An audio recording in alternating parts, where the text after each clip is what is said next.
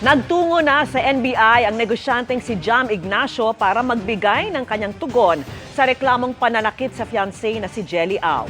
Sabi ng biktima, napatawad na niya si Ignacio pero hindi na matutuloy ang kasal. Nakatutok si John Consulta. Nung una pa lang naman po napatawad ka na si Jam. Pero tutuloy ko pa rin po yung kaso. Ito ang tugon ng DJ at influencer na si Jelly Au sa paghingi ng tawad ng fiancé na si Jam Ignacio sa nagawa raw nitong pananakit nang eksklusibo siyang humarap sa GMA Integrated News noong Miyerkules. Hindi po pwedeng napuno lang siya eh.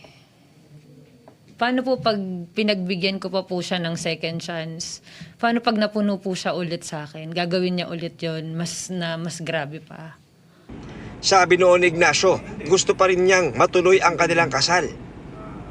Wala na pong kasal na magaganap o matutuloy. Hindi na po matutuloy yung mga napag-usapan namin dahil po sa nangyari. Respeto na lang din po sa magulang ko. Kasi sobrang na-trauma din po yung mama ko. Parang gabi-gabi po siya umiiyak. Hindi ko kaya. Hindi ko kaya na ganun yung nanay ko. Kumbaga, siya na lang yung natitira sa akin eh. Magkahiwalay na nagpunta sa tanggapan ng NBI sina Au at si Ignacio na nagbigay ng kanyang panig. Hindi inaresto si Ignacio. Matagal na nangyari yung kaso. Hindi na appropriate for hot pursuit arrest, yung warrantless arrest. Hindi ko siya arestuhin but then dapat malaman niya na yung crime na na-commit niya ay public crime.